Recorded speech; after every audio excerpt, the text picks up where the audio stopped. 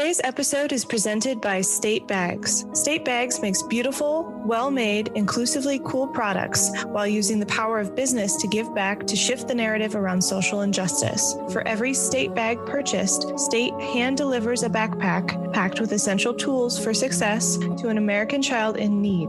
But their commitment goes beyond simply a material donation. State Bags has your back, and part of that commitment is making a difference in local kids' lives. To get you ready for your commute or wherever you are traveling next, State is offering our listeners 15% off their next purchase at statebags.com using the code POD. That's 15% off your next purchase using the code POD, P-O-D, at statebags.com. State Bags, they have your back.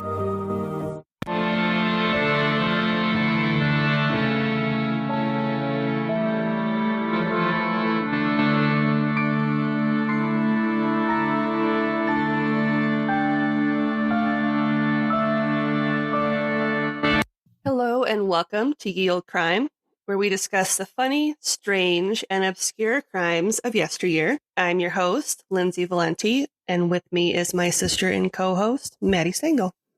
Hello. Hello. How are you? I'm doing pretty good. Got my first cup of coffee, and it is in my giant coffee makes me poop mug. Nice. So it's actually like almost an entire pot of coffee in one cup. That's awesome. So I'll probably have to pee halfway through our recording today, but that's all right. Makes sense. The magic of editing. Mm-hmm. The magic of editing. Just makes me think of that Shia LaBeouf gif where he's like, magic. He's wearing the crazy wig and mustache. How are you? I'm all right. I'm really tired. I had to wake up early today. So I actually have 2 coffees. I have a cold brew and I have like a make it home latte. That wasn't doing enough, which is why I have the cold. Just wasn't hitting in the way that it should. So this week, we're going to be going to the Old West. Oh, shit. Because we haven't really done a Western story yet. No, and there's 85 million of them. Yep. The Wild West was crime. It was pretty much all crime. All crime. Dusty crime. All we are is dust and crime. Good old-fashioned rootin' tootin' crime. Yep. But you could create a podcast called Rootin' Tootin' Crime, and you'd never be done. Yep. Just makes me think of that scene in the Lego movie where he comes out and he's like, shoot, gun. They're like, no. I know. Anyway, we're going to be talking today about Black Bart. Ooh. He doesn't sound like a Wild West. He sounds like a pirate. He does sound like a pirate. A land pirate. Is that where land sharks come from? Land pirate. The information for this episode was pulled from the following sources. A 2017 Smithsonian Magazine article by Kat Eschner, a 2015 Mental Floss article by Stacy Conrad, a 2014 San Francisco Gate article by Gary Kamiya, the Museum of the City of San Francisco, blackbart.com. Ooh, he's got his own website. He's got his own website. Dang. History.com and Wikipedia. And links to all these articles will be included in the show notes. So this happened in San Francisco. Mm-hmm. So he was a pirate. No, he wasn't a pirate. Oh. You got so excited. That makes sense. He's in the Bay Area. So I'm surprised you didn't do this, but most people, when they hear the name Black Bart, think of A Christmas Story and the famous bandit that Ralphie envisioned saving his family from with his Red Ryder BB gun. Do you remember that? I do. I didn't remember the name, though. Black Bart. Really? Mm-hmm. Well, Dad's going to judge me now. He's going to be like, we would literally watch that movie every year, Madison. Yeah. I'd be so disappointed. So Ripley's Believe It or Not, Black Bart was a real person named Charles Bolton. And today I'm going to tell you about his career as one of the most prolific stagecoach robbers in Northern California. Stagecoach. Dang. So he was a land shark. He was a land shark. Wow. So Black Bart, also known as Charles E. Bowles, was born in Norfolk County, England in 1829 to parents John and Maria. When he was 2 years old, he, his parents, and his 6 siblings migrated to a farm his father purchased in Alexandria Township in Jefferson County in upstate New York in 1831. That makes sense. Usually everybody kind of stuck around New York when they immigrated. Mm-hmm. And after moving to Alexandra Township, his parents had 2 more children, with his last sibling born in 1834. So at that point when they emigrated, he was the 7th in line. So there were 6 kids before him. And then 2 more after they moved. Yes.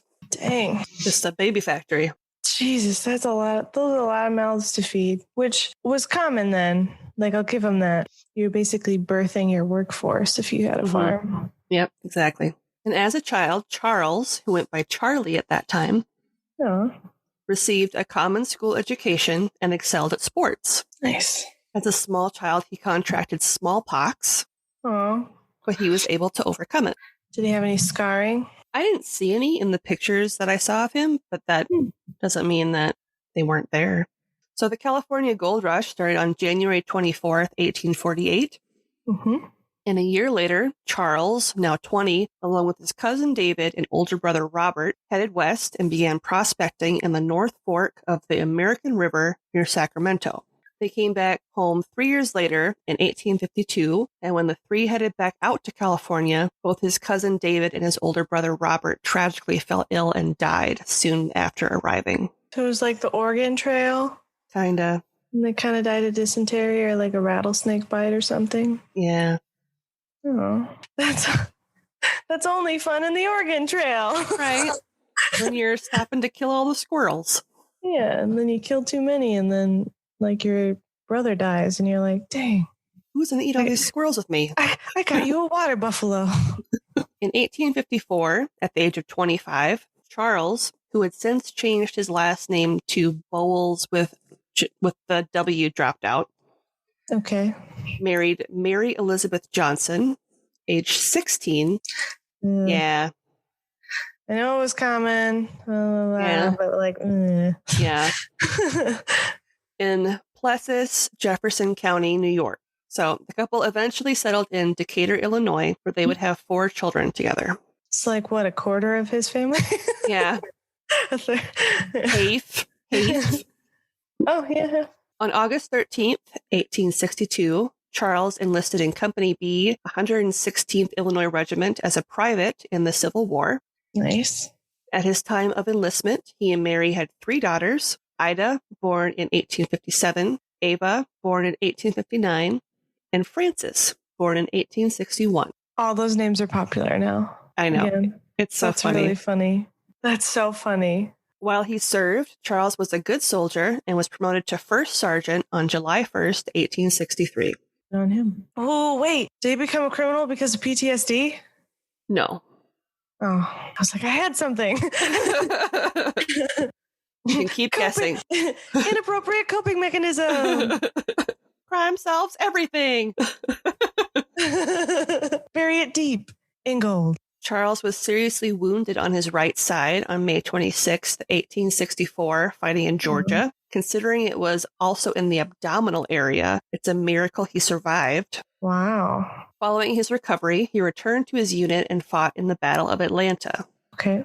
Following the war, Charles was officially discharged on June 7, 1865, with the rank of First Sergeant, along with the rest of his regiment in Washington, D.C. He returned home to his family, and his final child, Ariane, was born in 1866. It's spelled Arian. Ariane. Okay. I'm not going to say Aryan like the Aryan nation. I know. I was just like, is he blonde too? Like, dang. He's perfect. Eugenics works. Way before eugenics was official. Around a year after he'd returned from Washington, after discovering that farm life wasn't really his thing, with his wife's permission, Charles set out for Idaho and Montana to take up prospecting once again for gold. Upon arriving in Montana, Charles purchased a small mine for $260, which is a cool $5,000 today. I was just going to say, that's like buying a house. Yeah, that he worked with fellow miner Henry Roberts from Missouri. So they would kill him? No. What? He didn't kill him. Wow. Normally they're like, hey, can you go halvesies on this? Pow! And then they like, do all the gold. Nope. He was an honest man. That's gold mining etiquette. There you go. You have somebody go halvesies and then you go pow, pow, pow. And then you take all the gold that you didn't find because you bought a really crappy mine. Yeah. Well, he went against the code by not killing his fellow miner. Dang. So far, he's like pretty okay dude. Yep. So they would use toms, which are troughs of boards that are roughly 12 feet long and 8 to 10 inches deep, to sift for gold. Okay. And the end would be covered with a metal sheet that had holes in it, which would let grains of sand and gold pass through. Sidebar. I know we're like Sidebar Nation right now. Mm-hmm. Do you remember those like PC games where you did mine for gold? Mm-hmm. And that was one of the mini games. Yep. Was you like put your pan Mm-hmm. in the river and you had to like click so it would shake it to see any gold. Can we bring all those back? I don't even remember. It wasn't. Was it like a side quest in Oregon Trail or something? It wasn't. It was like it was its own game. And I remember always wanting to go to like the Yukon stop because you could get sled dog puppies. Was it the follow-up Yukon Trail game? Maybe. Because like you would get stuck somewhere if you hit it in the wrong season. So you'd have to like stay and build your raft. Mm. And then you would have sled dog races. Like you would actually do sled dog races. I love that game so much. It was such a fun game. Childhood. They had those little pixelated husky puppies that you could buy. And you had, like trade stuff to get the puppies. And I would be a dumb kid. So I would literally like trade everything valuable to get those puppies. Take all my food. I know. And then I'd be like homeless on the street in the Yukon with puppies. And we'd all die. But at least we had each other for like a little bit. We all died of exposure. So toms were probably like the tool then, for the most part. If you were in like water. Yep. So when you brought that up, a steady water supply was needed in order for the operation to work. Mm-hmm. Keep that in mind. It had to be in water. Otherwise you had to dig. Yep. At one point, several men approached Charles wanting to buy him out, but he was of the mind that he was better off retaining control of the mine. He later found out the men who wanted to purchase his mine were from Wells Fargo, and they wanted his land by whatever means necessary. They cut off his water supply, and Charles had to abandon his investment. Whoa. Okay, Wells Fargo. We're not sponsored now because you shady. So you probably have an idea of where this is going now. Oh, no. So now he's jaded against banks. Yes. In a letter written to his wife in August of 1871, he told of an encounter he had with agents from Wells Fargo and Company, and that he was, quote, going to take steps, end quote, to rectify the issue they caused, without going into any details. Awesome. Mary never received any other letters and eventually assumed he'd died while prospecting. Oh, so she just thought her husband died when he was just like having a good time being a vigilante? Yep. So what she didn't know is that he was alive and well in California and would soon become famous for striking it rich, but not while prospecting. Awesome. So this woman had 4 children at home? Yep, on a farm. I hope she remarried at least. I don't think she did. I didn't see anything in their family tree about her remarrying. That's really sad. So Charles' first robbery took place on July 26, 1875, on a mountain pass known as Funk Hill. Nice. In Calaveras County, just 4 miles outside of Copperopolis, California. Copperopolis? Yep, I love that name. I really like that a lot. Where do you live? Copperopolis. Yeah. Do you imagine trying to say where you live when you're drunk in a taxi trying to get home? I'm in Copperopolis.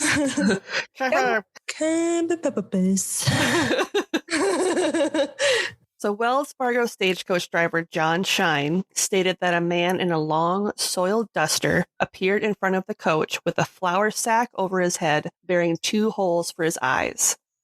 I love that they said it was a soiled duster. Like, they had to insult him. We'll let you know that it's like a dirty duster. Yeah. So this dirty man with a flour sack over his head came up to us like a creep. In his hands, he held a double-barreled 12-gauge shotgun. Ooh.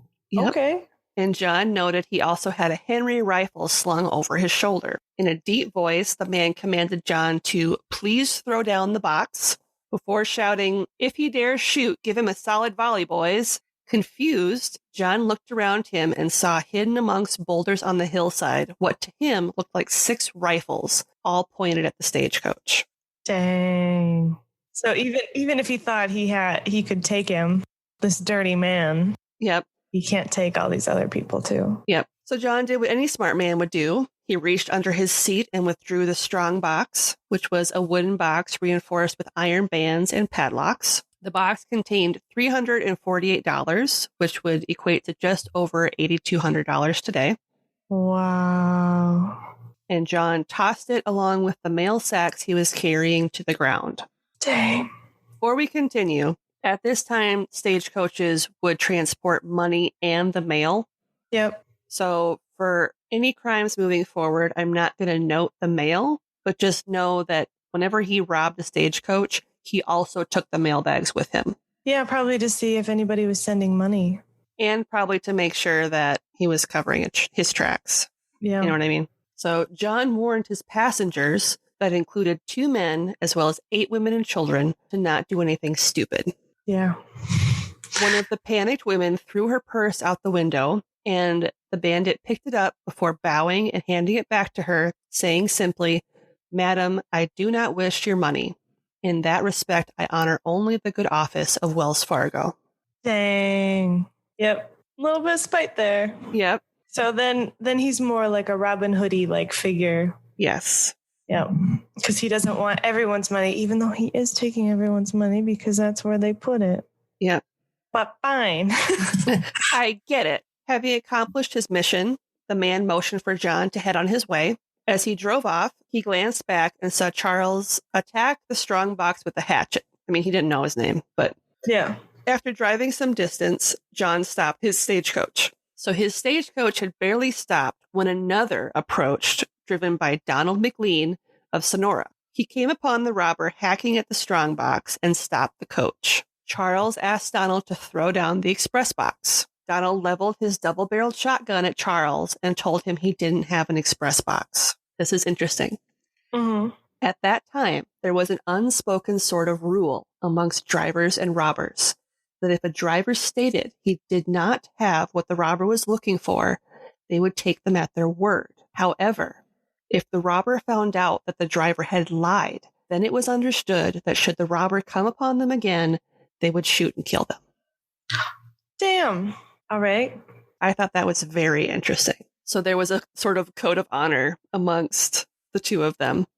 Strange. Well, I suppose, like, if you think about it, they're both just, doing what they need to do. Yeah, like they know that the other is just doing what they need to do to get by. The robber's a little less so, but like if they know that they're desperate enough, and the robbers know that those people are literally just doing their jobs. Yeah. It's not them. Yeah.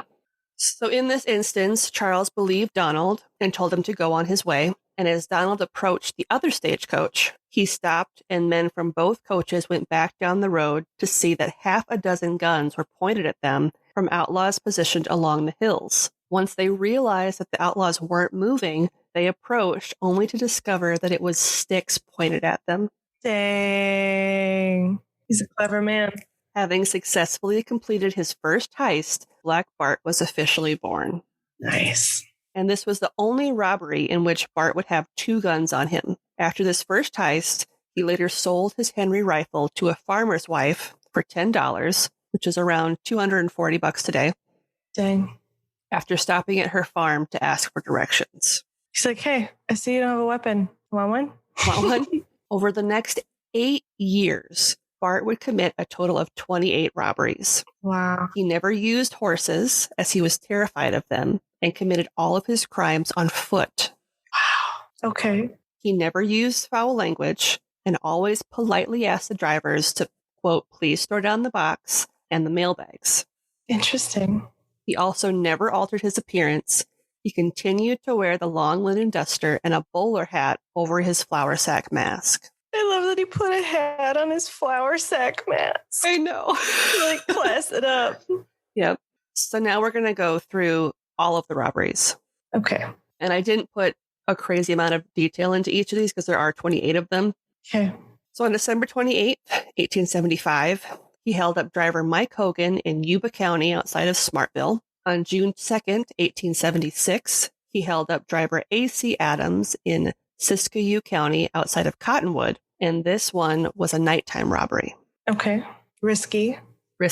Black Bart left a lasting impression during his robbery on August 3rd, 1877, when he held up a coach in Sonoma County outside of Fort Ross. He left behind a poem after running off with the $300, which is about $7,300 today, in the strongbox. The poem read as follows: I've labored long and hard for bread, for honor and for riches, but on my corns too long you've tread, you fine-haired sons of bitches. Funny. And he signed it Black Bart, 1877. On July 25th, 1878, Bart held up a coach in Butte County outside of Berry Creek Sawmill for $379, or just under $11,000 today. Wow. Yeah, where he left his second and final poem, which reads as follows: Here I lay me down to sleep, to wait the coming morrow, perhaps success, perhaps defeat, and everlasting sorrow. But come what will, I'll try it on. My condition can't be worse. And if there's money in that box, 'tis money in my purse. This is my favorite. He signed it Black Bart, the Po-8. So it's P-O and number 8. Cute. Your heart out, Avril Lavigne. Oh my God. I laughed so hard when I read that. Po-8. And after the papers got wind of his poetry, he started to be known as the poetic robber. And by this point, California Governor William Irwin had had enough and announced a $300 reward for the capture and conviction of Black Bart. Wells Fargo added $300 to this reward, with the U.S. Postal Service adding another $200. So with the pot now set at $800, which is $21,500 today. Wow. The hunt was on for Black Bart, James B. Hume, who was the chief investigator for Wells Fargo, leading the charge. And even with this high bounty on his head, Bart continued his crime spree. Yeah, he doesn't care. Yeah. On July 30th, 1878, he held up driver D.E. Berry in Plumas County outside of LaPorte. On October 2nd, 1878, in Mendocino County outside Ukiah, he held up driver Alec Fowler. The very next day, on October 3rd, 1878, he held up driver Nate Waltrip in the same area just outside of Potter Valley. June 21st, 1879, he held up driver Dave Quatlin in Butte County outside of Forbestown.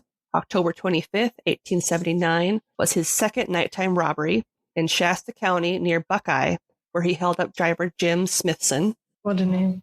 I know. And a few days later, on October 27th, 1879, he held up driver Ed Payne outside of Millville in the same county. And Bart was quiet for almost a full year after this, before he struck again on September 1st, 1880, when he held up driver Charles Kramer in Shasta County near Last Chance Station.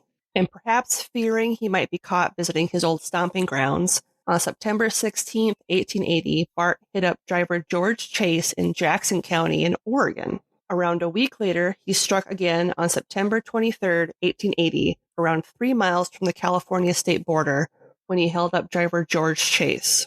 And the following month, on November 20th, 1880, 1 mile outside of Oregon, Bart held up driver Joe Mason. So when he wasn't holding up stagecoaches, Charles lived in Webb's Hotel at 47 2nd Street, room 40, in pleasantly furnished rooms in San Francisco. And that would have been so nice, too, especially in San Francisco. So in 1880, Charles was 51 and could be seen about town sporting a tweed suit with a velvet-collared topcoat, a cravat fastened with a diamond stick pin, a gold watch chain, an elegant bowler hat. He completed the look with a well-groomed mustache. Makes sense. So those who saw him thought of him as a successful businessman whose cover story was that he was in the mining industry. Well, technically, he never stopped. It was just... Yeah. His crime spree picked up again on August 31st, 1881, when he held up driver John Sulaway in Siskiyou County outside Recca. I think that's how you say it. It's got a Y at the beginning of it, so I don't know. I don't know, California. Sounds like a corrections cubby later. Probably. If anything. On October 11th, 1881, Black Bart committed his first double robbery by first hitting up driver Horace Williams in his third nighttime robbery outside Redding, before hitting up driver Lewis Brewster near Montgomery Creek in Shasta County. December 1881 saw him commit 2 robberies, one on the 15th in Yuba County outside of Dobbins, where he held up driver George Sharp, and on the 27th in Nevada County outside of Bridgeport, where he held up driver Luther Sherman. And Bart started 1882 with his first robbery on January 26th. He held up robber Harry Force in Mendocino County outside of Cloverdale. He would commit 4 more robberies in 1882. June 14th outside of Little Lake in Mendocino County, where he held up Thomas Force, but he encountered some trouble on July 13th outside of LaPorte in Plumas County, where he held up driver George Helms, who fired on and injured Bart. Oh, dang. And he would have been pretty old by then. Somebody in his 50s back then was ancient. And he walked all of these places. Yeah. He would have been really fit. Yeah. So this was the only robbery where he walked away with nothing. And Bart picked up his crime spree again on September 17th in Shasta County when he held up Horace Williams outside of Bass Hill. His last robbery in 1882 took place on November 23rd in Sonoma County outside of Cloverdale when he held up Dick Crawford. Spring of 1883 saw Bart continuing his crime spree on April 12th in Sonoma County outside Cloverdale, where he held up driver Bill Connebeck before he struck again on June 23rd in Amador County outside Jackson and held up driver Clint Radcliffe. Wow. Bart's last robbery took place, ironically, right where his crime spree first began at Funk Hill on November 3rd, 1883. You think he planned that? Maybe. The stagecoach was driven by Reason McConnell, who stopped at Reynolds Ferry to pick up the son of the ferry owner, a 19-year-old named Jimmy Rolleri. The stagecoach dropped Jimmy off at the bottom of the hill along the creek so he could hunt with the rifle he brought with him before meeting back up with the stagecoach on the other side of the hill. When he reached the other side and the stagecoach was nowhere to be found, he walked up the road where he saw the driver and his team of horses. McConnell relayed to Jimmy that Black Bart had held up the coach, forcing McConnell to unhitch the team and take them over the crest of the hill. Because remember, he's afraid of horses. Mm-hmm. Bart then tried to remove the strongbox, but it had been bolted to the floor and took him some time to remove it. When Jimmy and McConnell crested the hill, they saw Bart backing out the coach with the strongbox in tow. McConnell took Jimmy's rifle and fired upon Bart twice, but missed. Jimmy took back his rifle and fired on Bart again as he entered into a thicket, where they saw him stumble. As they ran to intercept him, they found a bloody bundle of mail that he dropped after he had been wounded in the hand. Dang. Bart ran for a quarter mile before stopping to wrap his hand in a handkerchief to stem the bleeding. He stuffed the sack of gold into a rotten log, but took $500, which was around $14,000 today, in gold coins for himself. He hid his shotgun in a hollow tree, threw everything else he had away, and then booked it out of there. And this would prove to be his undoing. So remember that detective from earlier? Yeah. Well, when James B. Hume arrived on the scene of Bart's most recent robbery, he found a number of personal items, eyeglasses, food, and a handkerchief with a laundry mark, FXO7. Which would be like his address or something. So none of this might make much sense to you, but back then, all laundries would use laundry marks to keep track of their customers and their orders, and each mark was unique. So Hume, along with Detective Harry N. Morse, contacted every laundry in San Francisco, and after visiting almost 90 of them, they were finally able to trace the mark to Ferguson and Biggs California Laundry on Bush Street on Monday, November 12th. So it took them like almost 2 weeks. Still, I'm impressed that they found him. Yep. Especially during that time. In an odd twist of fate, Charles just happened to walk into the laundry to pick up his cleaning at the time the investigators were there. Dang. His luck had run out, literally. Yep. He accepted his capture with his usual grace, putting his hands in the air and stating, "Gentlemen, I pass." Well, yeah, I suppose at that age too, Yep. He's tired. He's been walking this whole time. He's got enough money. It wasn't long before Hume and Morris learned more about Charles Bowles, like how he told people he was a mining engineer who made, quote, frequent business trips, unquote, that just happened to take place on the dates that the stagecoaches would get robbed. Yeah. Upon questioning, Charles initially denied being Black Bart before finally admitting to the crimes he committed prior to 1879. Charles was under the impression that the statute of limitations had expired on his crimes. Mm-hmm. and gave his name as T.Z. Spalding when he was booked. The investigators were quick to find a gift from his wife, a Bible, with his real name inscribed in it. The inscription read as follows. This precious Bible is presented to Charles E. Bowles, 1st Sergeant Company B, 116th Illinois Volunteer Infantry, by his wife as a New Year's gift. God gives us hearts to which his faith to believe. Cater, Illinois, 1865. That's really sweet, but also like, uh-oh. Yep.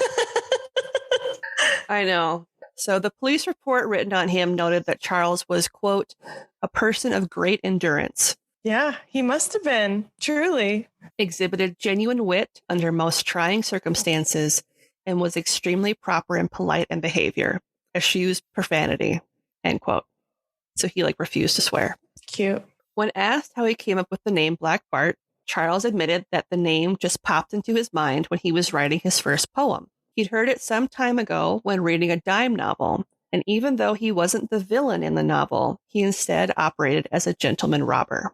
Okay, interesting. At his trial, Wells Fargo only pressed charges on the final robbery on November 3rd, 1883. November 16th, Charles entered a plea of guilty for the single charge. Charles was convicted on November 21st, 1883, and sentenced to 6 years in San Quentin prison. Dang. Charles was booked under the name Charles E. Bolton, and it's believed that he used this alteration on his name to prevent any attention being brought to his wife and children to spare them the embarrassment. Aww. At the time he was sentenced, Charles was 55 and only served 4 years of his sentence as number 11046 before being released on January 22nd, 1888 for good behavior. Okay. Upon his release, it was obvious his health had deteriorated considerably. He had visibly aged, his eyesight was failing, and he'd gone deaf in one ear. Aww. After his release, reporters asked him if he planned to rob any more stagecoaches, to which he replied, quote, "No, gentlemen, I'm through with crime," end quote. And even though he always brandished a shotgun, Charles never once fired it during his long career as an outlaw. And I'm sure you're wondering, how much did he actually walk away with? You know, I wasn't, but now I am. All told, Charles Black Bart Bowles stole $18,000, or around $425,000 today. Wow. Is there any record of him sending any of it home? I did read somewhere that he did send some of it home to his wife because he would write her letters. So, because at first when we were doing in the beginning, I was like, wow, he's kind of a jerk leaving his family like that. But then towards the end, he was still writing letters to her. He changed his name so that they wouldn't be associated with each other. Yep. It just, honestly, it just sounds like a super sassy man that was too embarrassed to go home. Yeah. He didn't want to go home and fail. And he wanted to get revenge, but only on Wells Fargo. Yes. So it is kind of like a strange Robin Hood story, only just slightly less sharing. Yeah. At least, I kind of hoped that he sent some home, because he seems like the more you talk about him, the more it seems like he would do something like that. Yeah. And after saying that, surprisingly, Charles never did return to his wife, but he did continue to write to her. He let her know that he was tired of being watched by Wells Fargo because they kept an eye on him after he got out of prison. Yeah, I bet they did. And he just wanted to get away from it all. A month after his release from prison in February of 1888, Charles left the Nevada house in San Francisco and vanished. Wells Fargo agents were able to track Charles' movements to the Visalia House Hotel, and staff were able to confirm that a man that looked like Charles had stayed there temporarily. Some believe he moved to Harrisburg, Pennsylvania, but I wasn't able to find any evidence to back up that claim. Okay. Charles Black Bart Bowles was last seen alive on February 28, 1888. The last possible clue to when he may have passed was when his wife Mary listed herself as a widow in the 1892 Hannibal, Missouri City Directory. No cause of death or final resting place are known. Interesting. I wonder if they were able to meet up, because you would think he would have been able to tell her at some point when he thought he was dying, or for all we know, he might have moved somewhere and changed his name. Yeah. So then we wouldn't know that it was him when he passed. Yeah. Because he was able to get away from people before. Mm-hmm. And if he had any remnants of that money, which he could have if he sent it to his wife and she sent it back. So this is my last fun fact. Over the course of 15 years, bandits and outlaws cost Wells Fargo more than $415,000, or the equivalent of $1,291,807 today. Wow. And that is the story of Black Bart. That's insane. I know. I really like him. I don't know if I'm supposed to like him, but I really like him. I just really like the fact that his motivations weren't necessarily greed-based. And he only was attacking the stagecoaches of Wells Fargo. He never hurt anybody. He was always super polite, even when he was captured. And I'm sure even in prison, he was extremely polite because they let him out 2 years earlier. Yeah. So I just think he was just a decent dude that was petty. Yep. He was just getting people back for screwing him over. So, and he was probably honestly doing that because they were doing that to everybody else. Well, and it wasn't just him that was screwed over. It was the other miner as well. So for all we know, maybe he gave some money to that guy too, as like, hey, fuck those guys. Like, hey, remember this? Remember those guys that fucked us over? Here you go. I did it too. Yeah. I like him. Yeah. I had planned to cover his story earlier this year, but at the time that I had planned it, I had a hard time writing it. But this time I can see that because it was a lot of research and there was a lot of conflicting information on some places. So I really had to. I'm sure, especially since like it's Wild West and you don't know like who's exaggerating, who's not. Yep. And so how much telephone was really involved. I had to go back and forth on a lot of different sites to verify the dates and his family information, because in a lot of websites, his cousin David was listed as his brother, but on his family tree, there was no David listed as one of his brothers. So then I had to like dig around some more. Yeah, and be like, so who's this guy then? I was like, so who's David? And then 3 of the sites said he was his cousin. So I used that as my basis. So it was a lot of back and forth confirming information. Yeah, that makes sense. It's a cool story, though. Thank you for sharing. Yeah.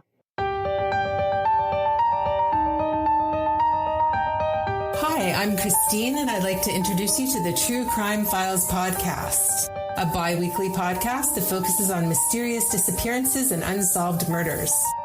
Every 2 weeks, we'll be releasing an episode that'll help you get to know a case really well without having to invest a lot of your time. Derived from the articles up on the True Crime Files website, you'll find that our show covers a diversity of victims and perspectives. You'll probably also notice that our episodes are narrated by Scott Fuller from the Frozen Truth and Status Pending podcasts. Be sure to subscribe to the True Crime Files today so that you never miss an episode. Thanks so much for listening, being a part of our true crime community, and helping to shine a light on cases that might otherwise be overlooked or underreported.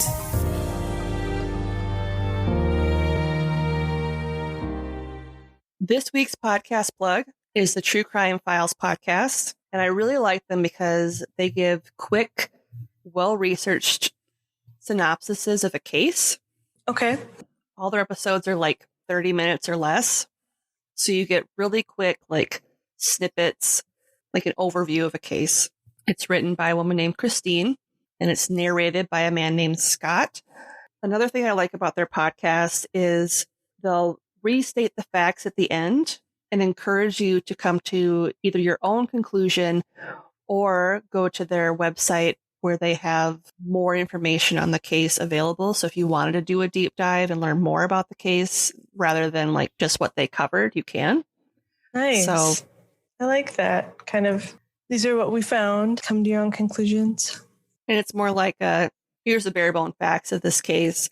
But if you're one of those people that really needs to know more about something, we have that available for you. Nice. Yeah. Well-rounded podcast. Yes. We have another question this week. Man. Okay. This one's a good one. This is from Amanda of the Terrible People Doing Terrible Things podcast. What a great podcast title. I know. And she wants to know, do you prefer ketchup or mustard on your fries, or a combination of both? Ketchup. Ketchup. Yeah. I sometimes am sassy and do ketchup with a little bit of mayo, make it creamier. Go Canadian style? Yep. I sometimes do ranch, but I'm also one of those super weird people. I know that this was like a big thing when Kim Kardashian admitted to it, but she eats chicken nuggets with honey. Oh, I do too. Yeah, we grew up eating chicken nuggets with honey and like French fries with honey. Mm-hmm. And so if I ever get McDonald's, I'll get chicken nuggets with honey and French fries. And I love French fries with honey, like just a little bit, that little bit of sweetness. Mm-hmm. So with the salt. Good. Yep. And honey mustard is different. Like I'm so picky about honey mustard too. Because there are some that are really good and some that are just like, this is just mustard. Well, yeah. Cause like some of them are super tangy and more like Thousand Island-y kind of. And then you have like the sweet honey mustards. Yep. Like everyone is so different with the honey mustard, or it's like Dijon. Yep. With honey instead. So I don't know. We weren't really raised with mustardy stuff. If we did mustard, it was honey mustard. And even then I would always have ketchup as a backup. It was a rare thing. Yeah. So I prefer ketchup on my fries as well. Mm-hmm. We'll occasionally do honey when I have the honey left over after having chicken nuggets. Yep. I will do like the special fry sauce if there's a fry sauce available where it's kind of like, how would you describe it? It's it's like sour cream and not really a salsa, but no, I think it's ketchup, mayonnaise, Thousand Island, and like extra pepper. Yeah, because that's really good. I like that. Like Raisin Cane sauce. Yeah. It's so Chef's good. Kiss. And if I get the chicken strip basket from Dairy Queen, I will dip my fries in the gravy. The gravy. Oh man. Anybody who's not from the Midwest and hasn't had that weird, probably powdered gravy. It's so thick. It's so bad it's good. Yeah. Like I know. Whenever I get a chicken strip basket, I always get like the honey mustard on the side for the actual chicken and the gravy for my fries. It's the most random thing ever. But do you have something good you'd like to share? Something good. There have been things I'm just trying to think of. Would you like me to go first?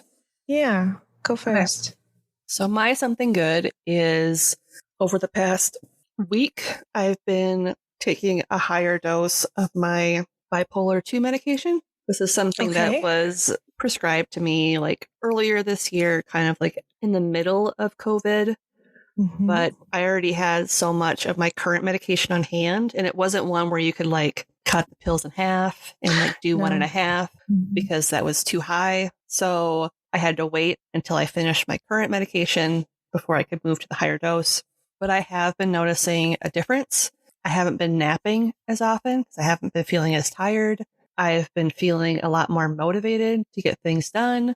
The first few days, I still was really kind of scatterbrained. Like I would be trying to do too many things at once. And then I would kind of like, my brain would short circuit for a little bit and be like, what are you even doing? Like, what were the things you just did? So I'd have to stop and look at what I was doing and then sort of like go through the list of tasks again. Like, okay, did I do this? Did I do this? Yeah. So, and my mood has been sort of evening out a little bit. I mean, I have had a couple really bad days this week.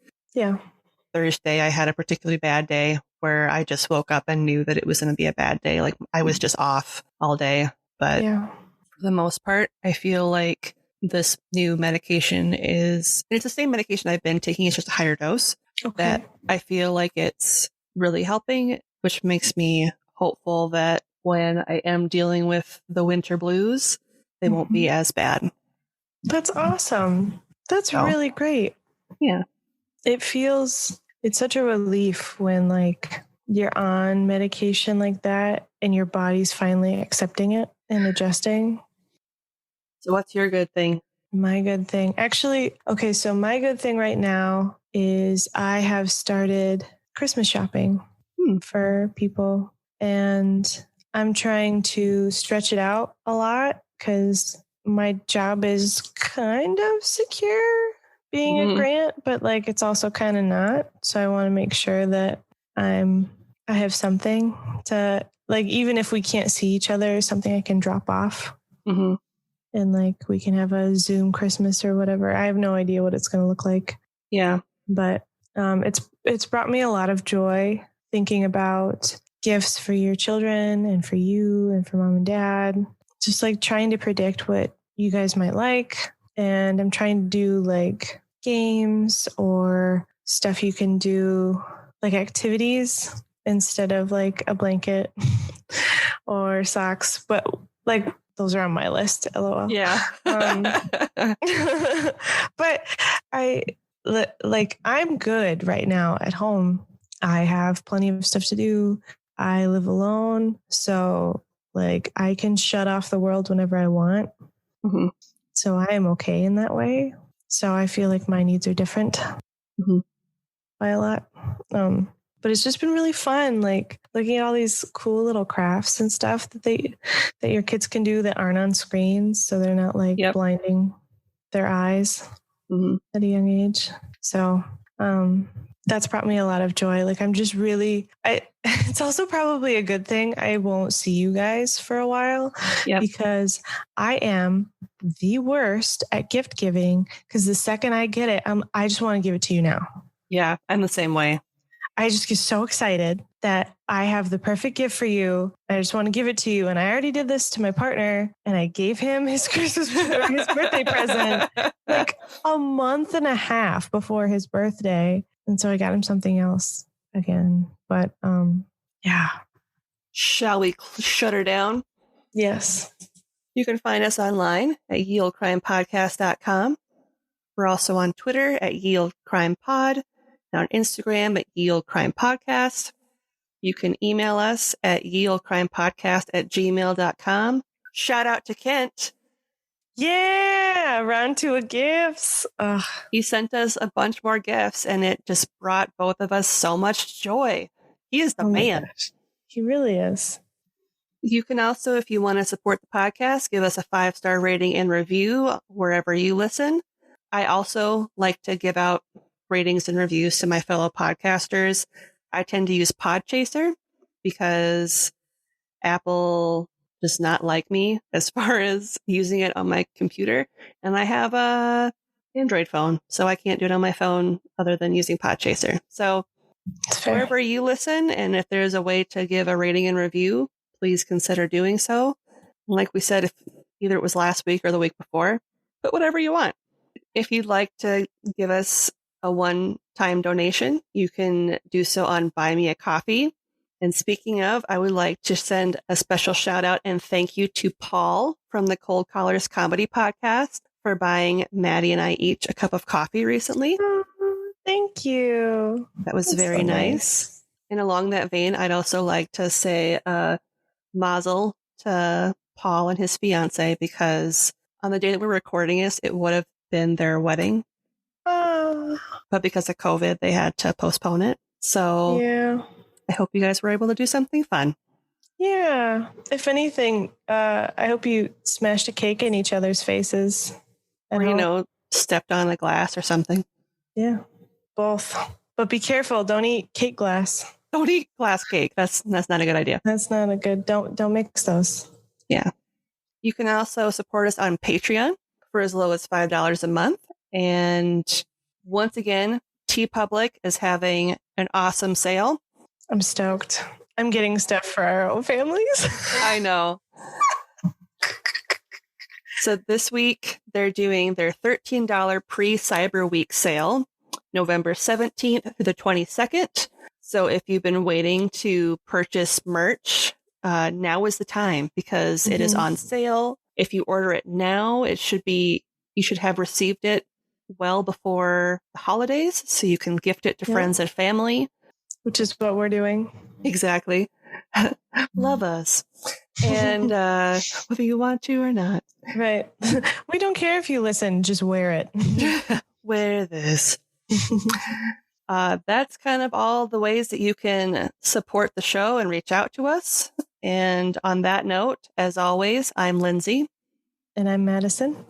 And we'll see you next time with another tale as old as crime.